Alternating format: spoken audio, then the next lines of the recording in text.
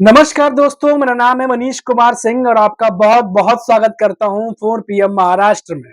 दोस्तों, महाराष्ट्र में विधानसभा चुनाव जैसे जैसे नजदीक आते चले जा रहे हैं, वैसे वैसे एक बड़ा सवाल महायुति और एनडीए गठबंधन दोनों के सामने खड़ा है, जिसके बारे में उनसे पूछा तो जा रहा है पर उनके पास जवाब नहीं है। और वो है कि कौन होगा मुख्यमंत्री पद का दावेदार या सीएम पद का चेहरा, जिसको लेकर वो विधानसभा चुनाव में लड़ेंगे। और इस बात को लेके बार-बार सवाल होता है, लेकिन कोई भी नेता साफ-साफ कुछ नहीं कह रहा। महाराष्ट्र बीजेपी प्रमुख चंद्रशेखर बावनकुले ने मंगलवार को जो है कहा है, इस बात पर जब उनसे सवाल पूछा गया कि सत्तारूढ़ महायुति गठबंधन के जो में मुख्यमंत्री पद को लेके कोई विवाद जो है वो अभी तक नहीं है। विधानसभा चुनाव के बाद बीजेपी के नेतृत्व में सरकार बनेगी और एकनाथ शिंदे के नेतृत्व वाली शिवसेना और अजित पवार की एनसीपी बीजेपी के साथ महायुति का हिस्सा है। चंद्रशेखर बावनकुले ने कहा है कि अमित शाह ने साफ कहा है कि महाराष्ट्र में अगली सरकार महायुति की बनेगी, इसीलिए मुख्यमंत्री पद को लेकर कोई विवाद जो है वो नहीं है। चंद्रशेखर बावनकुले ने मीडिया से बातचीत के दौरान कहा कि एकनाथ शिंदे जो कि वर्तमान के मुख्यमंत्री हैं, क्योंकि बीजेपी के पास विधानसभा सीटों की संख्या सबसे अधिक है, इसलिए बीजेपी के नेतृत्व वाली सरकार होगी। सीएम पद को लेके बीजेपी में कोई प्रतिस्पर्धा नहीं है। महाराष्ट्र में देवेंद्र फडणवीस हमारे नेता हैं। उन्होंने कहा है कि अभी वर्तमान में एकनाथ शिंदे मुख्यमंत्री हैं और अजित पवार उप मुख्यमंत्री। अब देखिए कि महायुति गठबंधन में मुख्यमंत्री जो पद है उसके लेके बयानबाजी लगातार जारी है, लेकिन कोई भी नेता ये बात क्लियर नहीं कह रहा है कि आखिर सीएम पद का चेहरा होगा कौन। लेकिन दबी जुबान में हर नेता अपने बारे में जरूर सोच रहा है और पार्टी के नेता अपने बड़े नेताओं का नाम आगे कर रहे हैं, लेकिन अभी तक खुलकर जो है इस पर कुछ भी बात सामने नहीं आई है। लेकिन एनडीए गठबंधन की बात करें तो वहां से सिर्फ एक संजय राउत है जिन्होंने खुलकर जो है वो उद्धव ठाकरे का नाम लिया है और कहा है कि उन्हें सीएम पद का चेहरा बनाया जाना चाहिए। हालांकि बयानबाजी का दौर जो है वो चल रहा है। इसको लेकर डिप्टी सीएम देवेंद्र फडणवीस की प्रतिक्रिया आई थी। उन्होंने एक बयान में कहा था कि अगला मुख्यमंत्री महागठबंधन से ही होगा। आगामी चुनाव मुख्यमंत्री एकनाथ शिंदे के नेतृत्व में लड़ा जाएगा। शिवसेना के नरेश मस्के ने इस बात को दोहराया तो मुख्यमंत्री पद पर एकनाथ शिंदे का दावा और मजबूत हो गया। वहीं अजीत पवार के जन्मदिन के दौरान कार्यकर्ताओं की तरफ से एक 5 मंजिला केक काटा गया। इस केक पर लिखा था कि मैं अजीत आशा अंतराव पवार महाराष्ट्र के मुख्यमंत्री के रूप में शपथ लेता हूं। केक पर लिखे संदेश ने काफी सुर्खियां जो है वो बटोरी थी। दूसरी तरफ देवेंद्र फडणवीस की मुख्यमंत्री पद को लेकर एक और प्रतिक्रिया आई थी। उन्होंने कहा कि कार्यकर्ता उनसे पूछते हैं कि अगला मुख्यमंत्री कौन होगा, तो मेरी तरफ से यही कहा जाता है कि अगला मुख्यमंत्री महायुति गठबंधन से ही होगा। इसके बाद मत पूछिए कि मुख्यमंत्री कौन होगा। तो ये तमाम बातें जो है वो कही जाती हैं। अब गठबंधन की तरफ से होगा तो क्या वो अजित पवार होंगे, क्या वो एकनाथ शिंदे होंगे या फिर वो देवेंद्र फडणवीस होंगे। इस पर जो है कोई पर्दा अभी नहीं उठा रहा कि सीएम पद का आखिर चेहरा कौन होगा। लेकिन इतना जरूर है कि गोल मटोल जवाब आते हैं, इशारों इशारों में जवाब आते हैं। जिसको समझना है वो समझता है, जिसको जो समझना है वो समझता है। ऐसी इस तरीके के जो है वो जवाब जो नेताओं की तरफ से आते हैं। लेकिन इतना जरूर है कि विधानसभा चुनाव से पहले कुछ पिक्चर साफ होगी। किस कौन है सीएम पद का दावेदार, किसका होगा चेहरा, वो जरूर आगे करने की कोशिश होगी। लेकिन अभी तक इस पे कुछ क्लियर नहीं कहा जा सकता कि वो कब होगा। और अब देखिए कि इन सब के बीच, चलिए ये तो सीएम पद के चेहरे को लेकर बातचीत जो हमने की। अब थोड़ा सा बात हम कर लेते हैं बजट को लेकर के, क्योंकि बजट जो है इन दिनों छाया हुआ है। जिस तरीके से वित्त मंत्री निर्मला सीतारमण ने जो है आम बजट पेश किया है, उसको लेकर के अब महाराष्ट्र के जो सीएम है एकनाथ शिंदे, उनकी भी प्रतिक्रिया आई हुई है। और क्या कुछ वो कह रहे हैं उस पर भी हम एक जरा बात कर लेते हैं कि जो हर बार की तरह जो है इस बार भी आम बजट जो है वो मंत्रालय के लिए भी पैसा जो है वो आवंटित किया गया है। बजट को लेकर महाराष्ट्र के मुख्यमंत्री एकनाथ शिंदे ने वित्त मंत्री निर्मला सीतारमण द्वारा पेश किए गए केंद्रीय बजट की प्रशंसा करते हुए कहा कि ये आम आदमी के इर्द गिर्द केंद्रित है। अब वो कितना केंद्रित है ये तो आम आदमी समझेगा, लेकिन मुख्यमंत्री एकनाथ शिंदे कह रहे हैं कि ये जो बजट है वो आम आदमी के इर्द गिर्द है।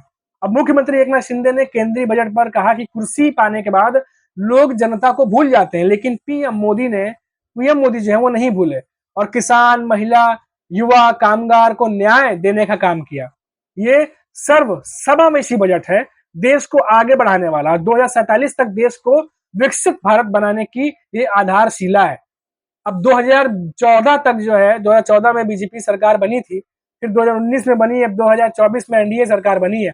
पिछले 10-12 साल का अगर देखें तो कहां से कहां पहुंचे हैं वो आदमी खुद अंदाजा लगा सकता है, और इसी तरीके से चले तो 2047 तक कहां जाएंगे वो आप भी समझ सकते हैं। और इस बजट में महाराष्ट्र को काफी कुछ जो है वो मिला है, ये एकनाथ शिंदे कह रहे हैं।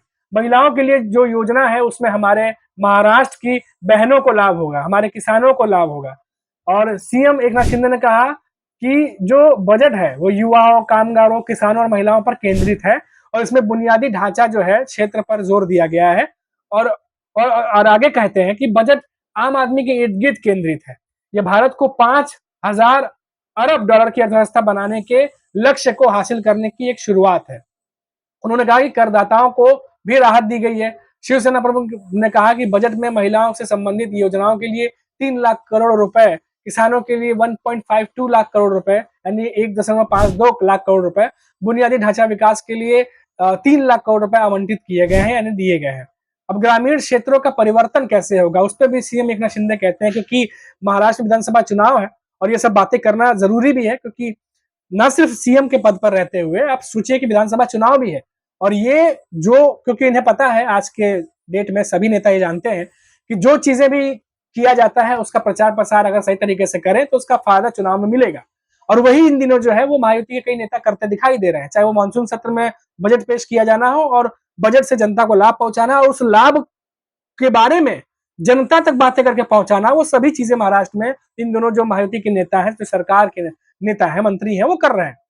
अब देखिए कि ग्रामीण क्षेत्रों का परिवर्तन कैसे होगा। इसमें सीएम एकनाथ शिंदे कहते हैं कि ये बजट व्यापक है, क्योंकि इस बजट में मुख्य रूप से 9 कारकों का जो है विचार किया गया, जिसमें कृषि है, उत्पादक है, रोजगार है, कौशल विकास है, जनशक्ति विकास है, सामाजिक न्याय है, उत्पादन है, सेवाएं है, शहरी विकास है, ऊर्जा संरक्षण है, बुनियादी ढांचे अनुसंधान अनुसंधान है, रिसर्च है, विकास है और इम्प्रूवमेंट है, जो कि डेवलपमेंट वगैरह जो है इसमें काम होंगे। अब नई पीढ़ी के मुख्यमंत्री एकनाथ शिंदे ने विश्वास जताया है कि ग्रामीण भारत के विकास के लिए 2.66 लाख करोड़ रुपए के प्रावधान से गांव में बदलाव आएगा, और इस बदलाव से गांव विकसित होगा, और तमाम जो चीजें हैं कि हमें आगे बढ़ना है, शहरों के साथ गांवों को लेकर जाना, उससे मदद मिलेगी। ये तमाम बातें जो है एकनाथ शिंदे अब कह रहे हैं। और साथ ही साथ कह रहे हैं कि हमेशा कहा जाता है कि हमारा देश युवाओं का है, और इसकी झलक आज के बजट में दिखी है, और युवाओं के लिए बड़ी संख्या में प्रावधान किए गए हैं। बजट में 50 लाख अतिरिक्त रोजगार जो है वो क्रिएट करेंगे, सृजन करेंगे, पैदा करेंगे, एक तरह से कहिए, उसका निर्णय लिया गया है। इससे महाराष्ट्र के युवाओं के लिए रोजगार का बड़ा अवसर पैदा होगा। उन्होंने कहा कि युवाओं को देश की 500 प्रमुख कंपनियों में इंटर्नशिप का मौका मिलेगा, और 5 साल के करीब 1 करोड़ युवाओं को इसका फायदा मिलेगा। चलिए, इंटर्नशिप ही सही, अगर जॉब उतने नहीं मिल पाए, जैसे कि हमने चुनाव में कवर किया था, बहुत सारे जो युवा थे वो रोजगार की बात कर रहे थे। खैर, अब बात करते हैं कि नई घोषित योजनाओं के माध्यम से राज्य सरकार और उद्योग के संयुक्त जो उद्यम है, माध्यम है, 5 वर्षों की अवधि में 20 लाख युवाओं को कौशल विकास प्रशिक्षण दिया जाएगा, जिससे वो काम जो है वो कर सके, उनका कोई स्किल डेवलपमेंट हो। मुद्रा योजना के माध्यम से दोगुना ऋण देने का निर्णय भी युवाओं को सशक्त बनाने वाला है। तो ये तमाम बातें जो है वो एकनाथ शिंदे जो है वो करते नजर आ रहे हैं। खैर, मानसून में जो बजट पेश हुआ उसको तो महाराष्ट्र की जो सरकार है वो जनता तक लेके जा रही है, अपने प्रचार प्रसार और कैंपेन में इस्तेमाल करेगी, इसमें कोई दो शक नहीं है, दो राय नहीं है। अब जो निर्मला सीतारमण ने जो बजट पेश किया है, जो केंद्र की तरफ से किया गया है, उसके फायदे भी गिनाते हुए महाराष्ट्र में जो शिंदे सरकार है वो प्रचार प्रसार कर रही है। इसका उदाहरण हमने देखा कि महाराष्ट्र के सीएम एकनाथ शिंदे गिन गिनकर उन चीजों के बारे में बात कर रहे हैं जिससे जनता को लाभ होने वाला है, या आने वाले समय में विकास को गति मिलने वाली है। वो तमाम बातें ये कहते नजर आ रहे हैं।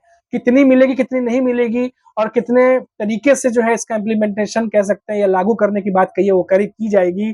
जो युवा पढ़ रहे हैं, जो स्कूल में है, जो कॉलेज में है, उनको आने वाले 2-3 सालों में कितने नौकरी मिलेंगी, वो भी देखने वाली बात होगी। बड़े सवालिया निशान है, क्योंकि हम हमेशा रिसर्च में, सर्वे में और यहाँ वहाँ सारी खबरें पढ़ते हैं, लेकिन अगर आसपास के घटनाओं का उदाहरण हम देखें तो बहुत जगह हम ये देखते हैं कि कई सारे युवा हैं जो रोजगार के बातों को करते हैं, रोजगार की समस्याओं को उठाते हैं, क्योंकि रोजगार से संबंधित मुद्दे हल नहीं होते और ना ही किसानों से जुड़े मुद्दे हल होते हैं।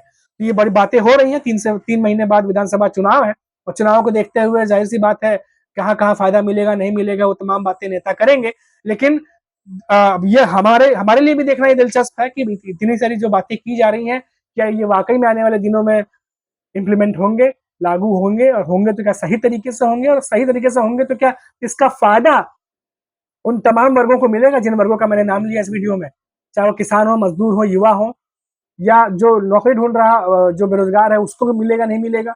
तो कई सारे ऐसे सवाल हैं जो भविष्य में जिसका जवाब आना बाकी है, और इन्हीं सब सवालों और जवाबों के इर्द गिर्द घूम रहा है विधानसभा चुनाव, जिसमें जनता जब वोट करने उतरेगी तो जाहिर सी बात है इन सभी बजट का हिसाब किताब उसके दिमाग में भी होगा। अभी के लिए फिलहाल इतना है, फिर लौटेंगे तो बात करेंगे महाराष्ट्र से किसी बड़ी खबर पर। तब तक के लिए मुझे इजाजत दीजिए। नमस्कार।